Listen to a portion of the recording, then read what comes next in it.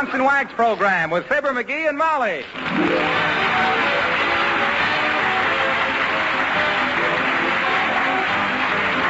The makers of Johnson Wax products for home and industry present Fibber, Mcgee, and Molly, written by Don Quinn and Phil Leslie, with music by the King's Men and Billy Mills Orchestra.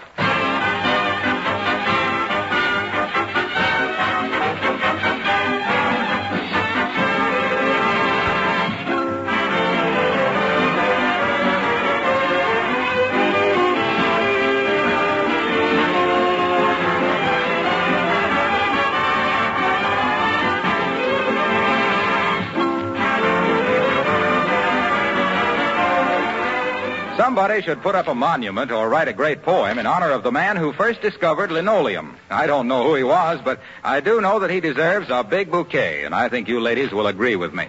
He brought cheerfulness and color into your kitchen, added beauty to other rooms in your home. He gave you a floor that will last many years if you take proper care of it.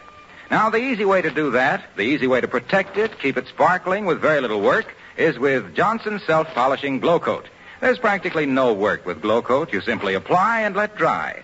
In 20 minutes, your floor is beautifully polished with no rubbing or buffing because Glow Coat is self-polishing. And what's more, your floor will be protected against dirt, moisture, and wear. In fact, your linoleum will last 6 to 10 times longer if you protect it regularly with Glow Coat. It's recommended by linoleum manufacturers themselves and used with great satisfaction in homes everywhere.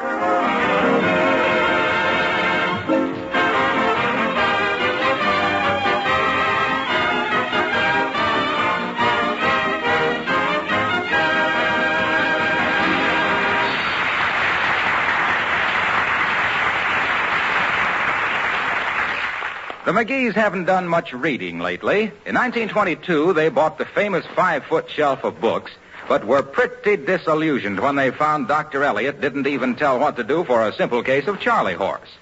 But hungry again for good literature, we find them in the Wistful Vista Book Nook at 14th and Oak. Fibber, Mcgee, and Molly.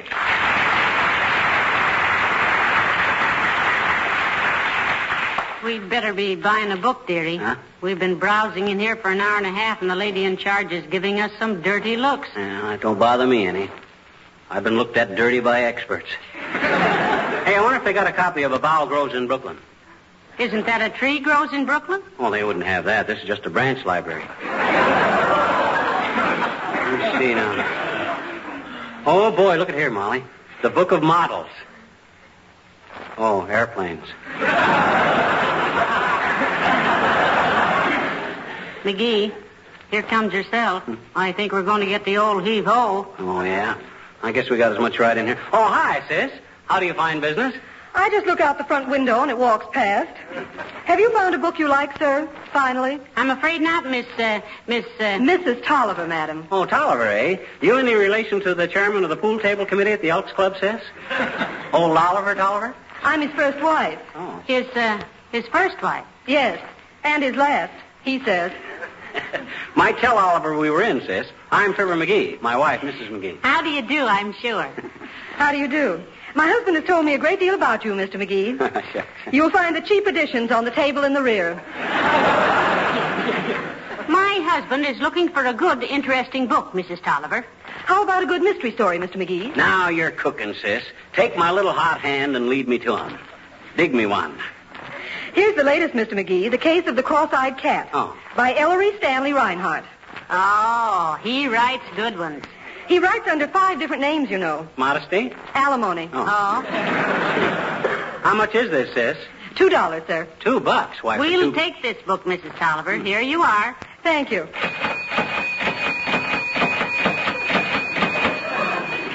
What's the idea, sis? I ring it up 25 cents at a time.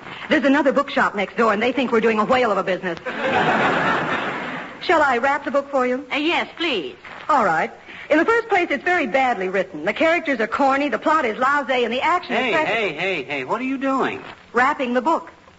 Oh. I thought you meant wrap it up. That book I can wrap up and down. Do come in again, folks. Oh, thanks. Remember me to Oliver, Mrs. Tolliver. Leave it to me, Mr. McGee.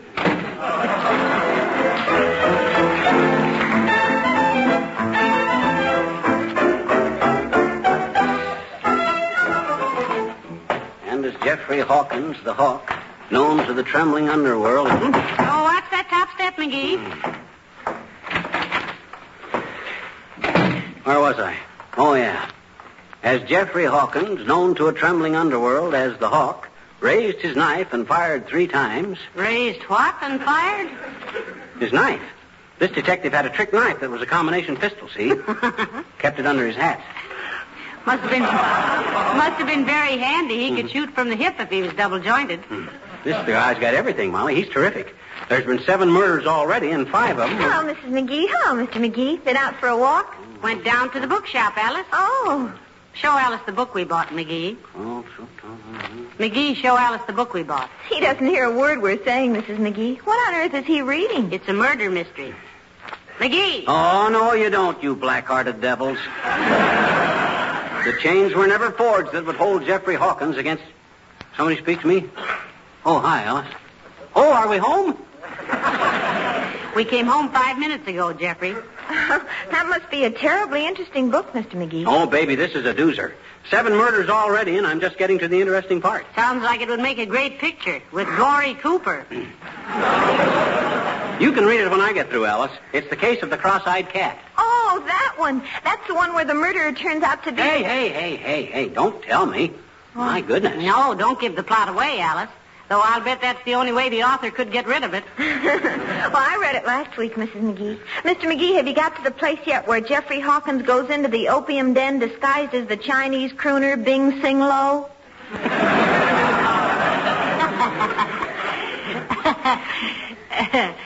McGee, Alice asked you a question. Oh, we'd better let the poor man read his book, Mrs. McGee. All right, Alice. Let's go upstairs so we can talk. Oh, swell. I want you to show me again how to knit a sweater. I'll have to rip out the one I started because I don't know any soldiers with 3 arms. Come on, Alice. I'll show you. I don't know which of you has more trouble with your yarns, you or McGee. In the first place... Ah, you missed me, you thieving rats. One more shot and... Hey, Molly. Where's Alice? Where's Molly? Oh, I must have left her at the bookstore. Let me see, where was I? Oh, yeah. Hand over hand, Jeffrey Hawkins climbed the radio tower as Poison Arrow. Billy Mills in the orchestra and on the sunny side of the street.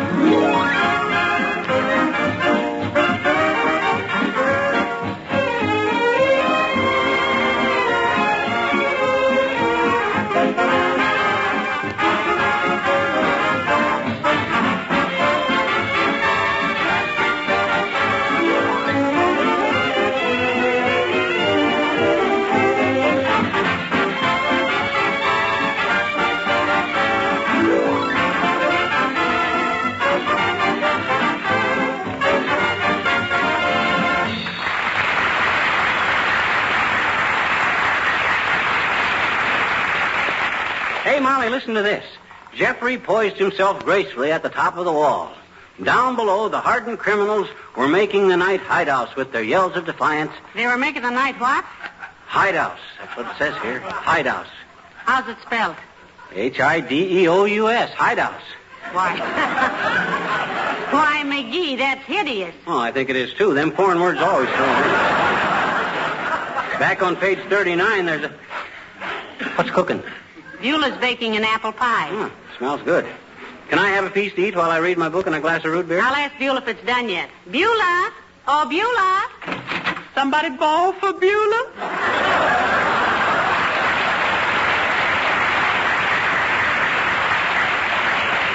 Yeah, how about a slab of that pie to eat while I read, Beulah? Yeah, he wants to ruin his stomach while he improves his mind, but I think it's too near dinner time. I don't believe in that don't eat between meals business, man. My mama always say, Beulah, she say, this here is a tough old world. Rest when you can, eat when possible, and work if you gotta. And you gotta. Personally, I always like to take up the slack with a snack. I love to sit down with a hunk of pie and a good book like this. Don't tell me you're reading The Case of the Cross-Eyed Cat, Mr. McGee. Yes, he is, Beulah. You know the book? Not personally, sir. But Ira, he was reading it last night. Ira, that's a gentleman to whom I'm engaged to more than anybody else. Did Ira like the book, Beulah? Ma'am, he says the word's kind of trash, but he liked it. Ira says stuff like Mr. Stories is escape literature. Yeah, a very intelligent analysis, Beulah. They call it that, Molly, on account of books like this help you escape the realities of life. Thank you too much, Professor. That ain't what Ira means, sir. Huh? He means he's so ashamed of anybody seeing him reading that junk, he'd take it out on a fire escape to read. Yes, but he enjoyed it. Oh, yes, ma'am. He say that book is so full of sudden death, he's afraid to put his finger in it to mark his place.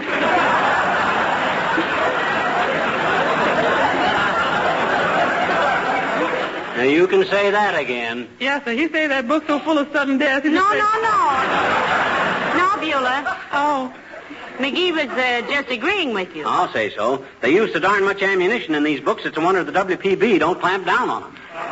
You know, I like a good drippy love story myself. Cupid may be stupid, but love gets you further than murder. Cupid may be stupid.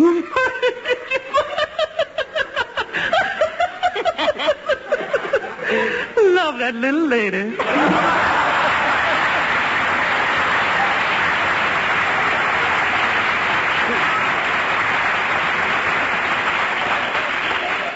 Look now, dearie, try and limit yourself to one piece of pie, will you? We're having a nice meatloaf for dinner, and... McGee. McGee. Oh, thanks, Beulah. Just set the pie on the table there, and I'll eat it in a minute.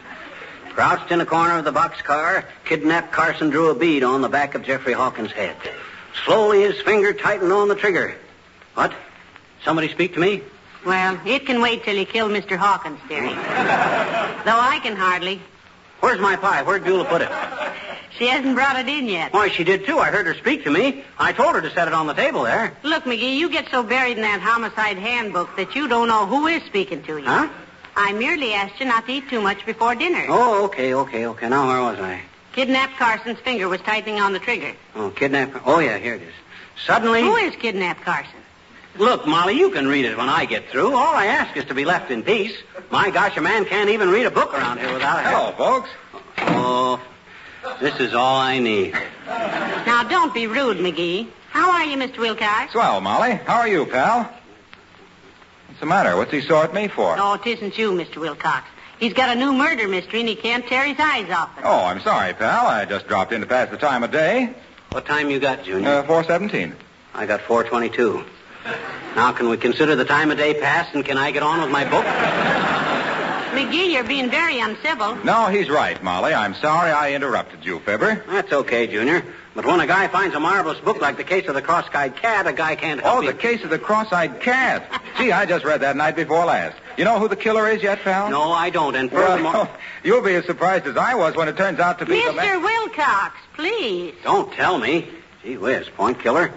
If you like to read mysteries, you ought to have more sense than to tip the plot. Yeah, I guess I should at that. I don't read them very often anymore, though. They irritate me. Why, Mr. Wilcox?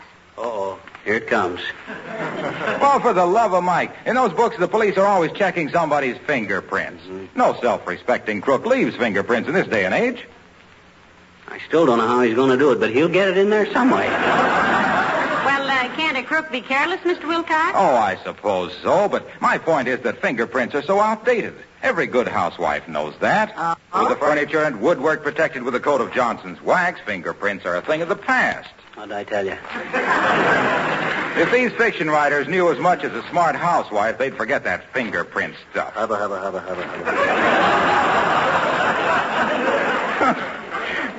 Women know that when lampshades and tabletops and chair arms and banisters have their surfaces sealed against dust and dampness with Johnson's wax, why, the mere flick of a dust cloth eliminates unsightly smudges. Gabble. Yes, but, Mr. Wilcox, you're taking it for granted that all those crimes take place in well-regulated homes. This Jeffrey Hawkins seems to spend most of his time in boxcars and opium dens. Would an opium den be after you, Johnson's wax? Well, I don't know why not. Even a dope knows Johnson's wax is the finest product of its kind. Well, get on with your book, man. I'll see you later.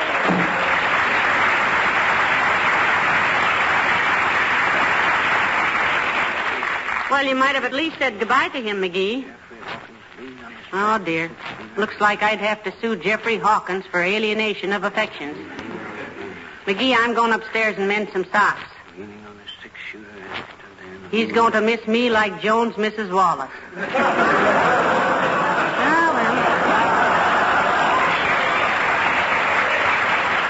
well, I suppose he'll come after me about page 310. It was then that Jeffrey Hawkins realized he was not alone in the murky darkness of the old abandoned cider mill. The atmosphere was tense with sinister possibilities. Suddenly a shot rang out. Oh, my gosh, this is realistic. Jeffrey whirls, senses alert, mind clear as a bell. Oh, boy, can this guy write? I can almost hear them bells. Oh, hey, Molly, there's somebody there. Hey, Molly. Oh, sure. Come in. Hi, mister. Oh, hello there, Teeny. Look, would you be cut to the quick if I told you to come back some other time? I'm busy. Doing what, mister? Doing what? I'm reading a mystery story, sis. Case of the cross-eyed cat. Under difficulties, too. When people aren't interrupting me, they're trying to tell me who the murderer is. Oh? Who is it? I don't know, sis. I'm baffled. Ordinarily, it would be some mousy little character who was always in the background, but that guy got strangled on page 82. Oh, gee. Will you read it to me, mister? Will you? Oh, now, don't be silly, sis. I've almost finished the book. I don't want to go clear back over the whole thing. Well, gee, mister, can't you give me kind of a short Sinatra of it? Sinatra? You don't mean a Sinatra. You mean a synopsis. Well, gee, can't you tell me? No. Okay. Anyway, I bet you I know the story anyway, I bet you. My daddy has read that book. I'll tell you who the murderer is for a quarter. I don't want to know who the murderer is. Everybody wants to tell me. I know who the killer is. Well, don't tell me.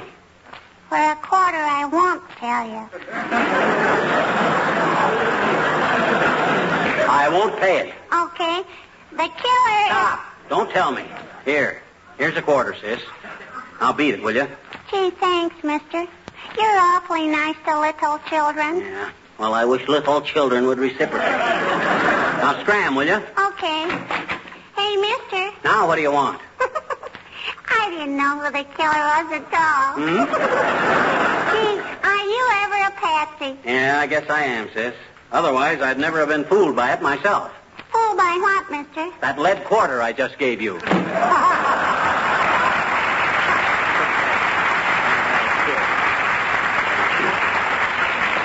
Still think that kid's a midget. Now, let me see. Oh, yeah. Jeffrey's hand flashed to his shoulder holster, and the moonlight glinted on the blue steel of his automatic. Cautiously, he scaled the palace wall and peered in through the half-open window. And there before his eyes sat the king and the king's men.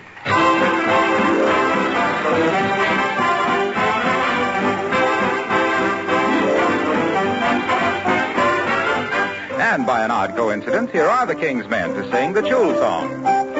Who said a woodchuck would? Would he chuck another woodchuck's foot? If a woodchuck could a chuck, he'd chuck a good book, a diddle on a boo. Slow reel, chul I rule. Chul I chagger like a chula babacoo. Every time I see silly by the wheel, book a diddle on a boo. Slow reel, chul I rule. Chul I chagger like a chula babacoo. Every time I see silly by the wheel, book a diddle on a boo. Slow reel, no rhyme or reason, but kind of pleasing, always in season.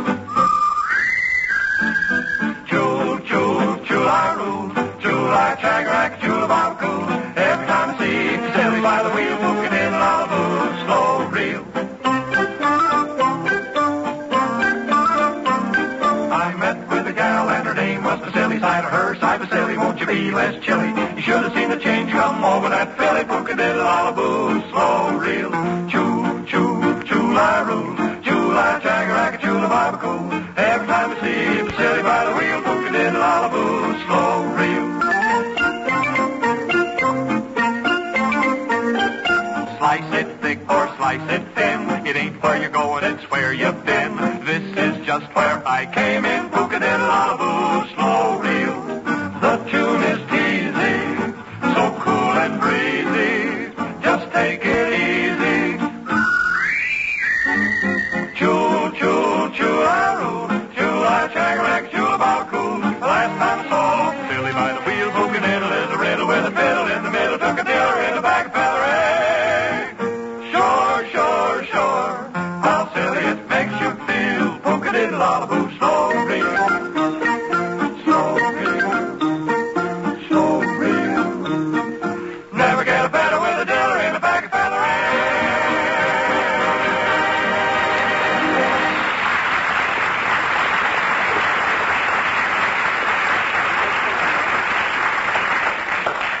Jeffrey Hawkins reviewed the clues one by one, and he knew he could solve the case easy as pie.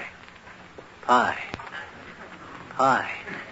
Hey, Molly, I thought Beulah was going to bring me a piece of pie. I brought you a piece of pie and a glass of milk 20 minutes ago. Yeah, what did I do with it? You ate it. My gosh, what do you know about that? Gee, I hope I enjoyed it. I do, too. You know, I'll be awfully happy when you finish that book, dearie. Do you know who the murderer is yet? No, but Jeffrey Hawkins is just as dumb as I am. He don't know either. However, I only got a page and a half to go, so doggone it, will you listen to that doorbell all afternoon? Clang, clang, clang, ding, ding, ding, bong, bong, bong. Never a minute's peace. Don't be silly, dearie. It's only rung twice. Well, tell whoever it is to go thread a noodle. I'm busy. Well, I'm not. Come in. Oh. Oh, hello, Dr. Gamble. Hello, Molly. Hello, Spring Saver. Hi, Magpie. Pie. Hey, Molly, did Beulah... Yes. You ate it, dearie. Oh. Look, Lumpy. Have you any semi-formal social commitments for this evening? Nary a commitment, Doctor, formal or otherwise. Why, Nosy? Because if not, I should like to borrow back the dress shirt you borrowed from me last month when you thought you were going to be invited to Washington to the president's birthday ball. Heaven knows why. Well, when he sent in his contribution to the March of Dimes, he enclosed his card saying, "Fine extemporaneous speaker, does card tricks, sings harmony good, and can take off vest without removing coat." Clark Gable was invited, and what's he got that I haven't got? Talent, to mention one little item out of 2 or 3 million. Are you going to a formal party tonight, Doctor? Well, Medical Society's meeting, Molly. I'm reading a paper. You're just bad-mannered enough to do it, too. Sit there all evening and read a paper when all... The doctor means he's making a speech, dearie. Yes, he's making a speech. What's the subject of your paper, Doctor? Oh, it's just a simple little thing. The title is A Pragmatic Approach to the Histology of Hypertension and its Correlation with Freudian Hypotheses Related to Mass Psychology of Wartime Stresses. Sounds a little dull, kid. Want me to take it and gag it up for you? All I want from you, broad britches, is my dress shirt. Do I get it, or do I have to swear out a writ of replevin? Okay, Doc, come on upstairs and identify. Time's a wasting. I got to get back to my book.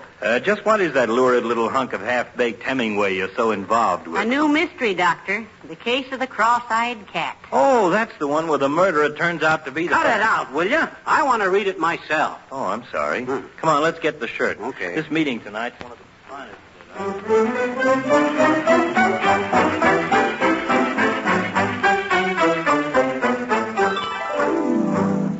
Thanks very much, Mcgee. Sorry to have troubled you, but I hate to make a stiff speech in a soft shirt. Thanks for lending it to me, Doc. Now, go on home, will you? I want to finish my book for... Where's my book? Hey, Molly, where's my book? I laid it right here on the table when I went upstairs. Well, I'm sure I don't... Oh! huh? Heavenly days. I'll bet those soldiers took it along with the others. Soldiers? What soldiers? I saw a Jeep out in front while we were upstairs. Huh? Yes, the soldiers stopped to pick up some books I had ready for them for the camp library, and I suppose McGee's book got mixed up with them. Oh, my gosh. Boy, this is terrible. I only had a page and a half to go. I got to get it back. Where's my hat? Which way did it Watch go? your blood pressure, fatso. That Jeep is miles away by Well, then now. I'll chase him. Give me your car keys, Now, Doc. wait a minute. Thanks a lot. I'll be right back, Molly.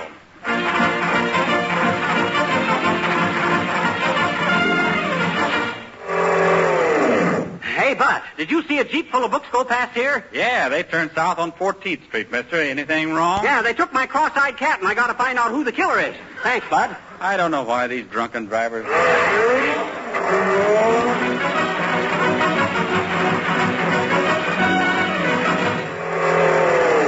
Hey, lady, did a Jeep go past here full of soldiers and books? Yes, it turned west on Oak Street. Is something the matter? Well, I'll say so. They kidnapped my kid, or kidnapped my cat. I mean, they took my book. Never mind.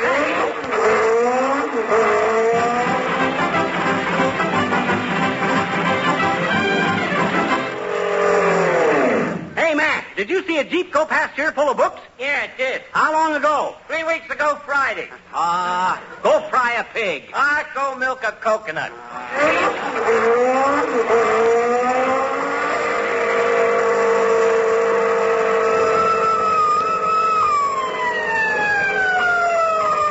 All right, buddy, pull over. Now, look, officer, I was merely Driver's license. I haven't got a driver's license. This is a friend of mine's car. Did he say you could borrow it? Well, no, not exactly, but I was... 42 miles an hour in a 20-mile zone. Left turn with no signal. No driver's license. Stolen car. Citizen, you're in trouble. Now, just a darn minute. I was only trying to get a mystery book back that was took by mistake by some soldiers because I hadn't finished it yet, and I only had a page and a half to go, and I was... Murder mystery? What's the title? The Case of the Cross-Eyed Cat. You like it? Like it? It was marvelous. That Jeffrey Hawkins was the greatest character I thought it was junk myself. Oh, a critic, huh? Clifton Fadiman in Puttees. Did you read The Case of the Cross-Eyed Cat? Read it? I wrote it. Huh? Now go on, get out of here and behave yourself.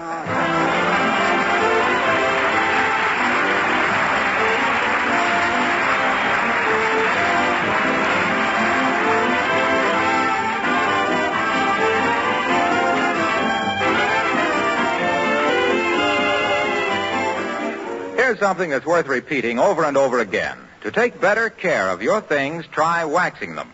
Getting replacements is still difficult, and anyway, it's just good sense to make things last, keep them clean, protect them against wear. Dust and dirt, wear things out more than anything else. That's why I say take better care of your things by waxing them. Give your floors, furniture, and woodwork a protective shield of genuine Johnson's wax. Protect all wood, leather, and enameled surfaces with this same wax polish. Every application of Johnson's wax gives not only greater protection, but brings out all the natural beauty of the finish. Floors that are regularly waxed grow lovelier every year, and they never need expensive refinishing. There are 100 extra labor-saving uses in your home for genuine Johnson's wax, which you can buy from your dealer in one of 3 forms: paste, liquid, or cream.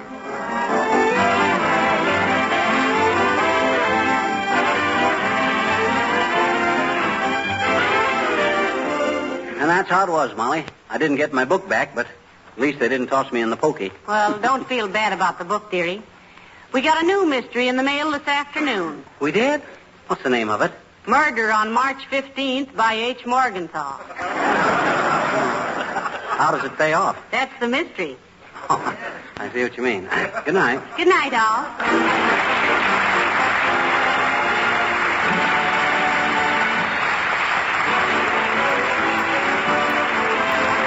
This is Harlow Wilcox speaking for the makers of Johnson Wax Finishes for Home and Industry, inviting you all to be with us again next Tuesday night. Good night. This is the National Broadcasting Company.